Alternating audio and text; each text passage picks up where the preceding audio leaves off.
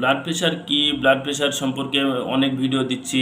Hyper tension কি, normal pressure কি, standard pressure কি, স্বাভাবিক প্রেশার কি, এগুলো প্রেশার নিয়ে অনেক ভিডিও দিচ্ছি। আজকে আপনাদেরকে হাইপার টেনশনের কারণ সম্পর্কে আলোচনা করব। কী কারণে হাইপার টেনশন সচরাচর হয় এগুলো সম্পর্কে আপনাদেরকে ধারণা দেবো ইনশাল্লাহ। ভিডিওটা শুরু থেকে শেষ পর্যন্ত দেখুন, ইনশাল্লাহ আপনারা হাইপার টেনশনে হওয়ার কারণগুলো সম্পর্কে ধারণা জানতে পারবেন। নর্মালিভাবে হাইপার টেনশন হচ্ছে যে 120/80 চাইতে বেশি হলে সেটা হাইপার টেনশন হয়। হাইপার টেনশনের লক্ষণ সম্পর্কেও আপনাদেরকে ধারণা দিয়েছি।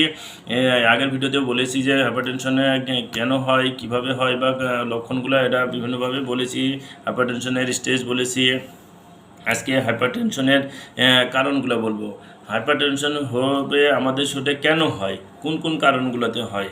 নর্মালিভাবে দেখা যাচ্ছে স্ট্রোক, যদি কেউ স্ট্রোক করে, স্ট্রোক বলতে আমাদের ব্রেনের ভিতরে সেন্ট্রাল নার্ভাস সিস্টেম অর্থাৎ মাথাতে যদি ব্লাড সার্কুলেশন করতে যায়, ওখানে কোনো নার্ভ বা ভেন বা ছিঁড়ে যায় অথবা ব্লাড সাপ্লাই বন্ধ হয়ে যায়, ব্লক হয়ে যায়, সেক্ষেত্রে তখন দেখা যাচ্ছে যে একজন মানুষ স্ট্রোক করে সেন্সলেস, অজ্ঞান হয়ে যেতে পারে, এমনকি মারা পর্যন্ত যেতে পারে।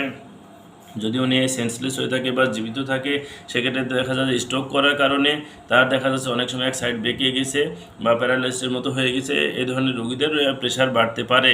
কারণ হচ্ছে যে স্ট্রোক করার কারণে ওই যে নার্ভ বা ভেনটা বা যেগুলো এটা যাই হোক, ওটা ছিঁড়ে যাক অথবা ব্লক হয়ে যাক, যার কারণে ব্লাড সাপ্লাই বন্ধ হয়ে যায়, তখন দেখা যাচ্ছে যে ব্লাড প্রেশারটা বেড়ে যায়। আর যদি চোখের কোনো সমস্যা হয়, চোখের কোনো কারণে, চোখের বিভিন্ন রকম সমস্যা আছে, যদি চোখের সমস্যা হয়, চোখের বিভিন্ন রোগ আছে, সেই রোগ কোনো রকম যদি এই রোগ ধরা পড়ে বা চোখে ছানি থাকে বা চোখের অপারেশন হয় বা বিভিন্ন রকম প্রবলেম হয়, সেক্ষেত্রে দেখা যাচ্ছে যে আপনার ব্লাড প্রেশার বাড়তে পারে। হার্ট অ্যাটাক বলতে এটাকে বোঝানো হয় হঠাৎ করে হার্টের কার্যক্রম বন্ধ হয়ে যাওয়া। হঠাৎ করে মানে হার্টের কোনো একটা ফাংশন, একটা কার্যক্রম বন্ধ করছে, হার্ট অ্যাটাক করছে, বুকে প্রচুর চাপ ধরে আছে, বুকে ব্যথা করছে, চলগুলো আটকে আসছে, তারপরে দেখা যায় শ্বাস নিতে সমস্যা হচ্ছে, অল্পতে হাঁটলে হাঁপাই যাচ্ছেন। এমনটা সমস্যা দেখলে বুঝতে পারবেন আপনার হার্ট অ্যাটাক হওয়ার সম্ভাবনা আছে বা হার্ট অ্যাটাক হতে পারে, বা হার্টের ব্লক আছে, এমনটা হতে পারে।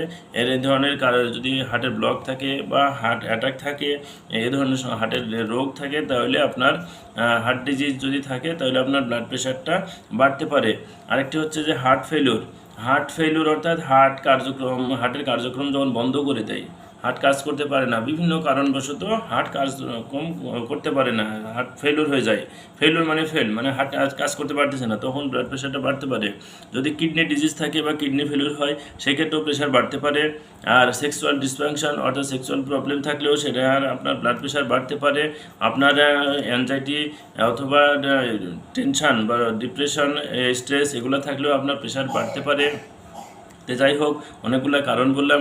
আজকে আমার ভিডিও থেকে আপনারা হাইপারটেনশন কেন হয় কারণগুলো জানতে পারলেন। আর আমার ভিডিওটা দেখে যদি আপনার ভালো লেগে থাকে, লাইক কমেন্ট শেয়ার করবেন, অন্যদের দেখার সুযোগ করে দিবেন। আর যারা ইউটিউব থেকে দেখছেন, আমার চ্যানেলটি সাবস্ক্রাইব করবেন।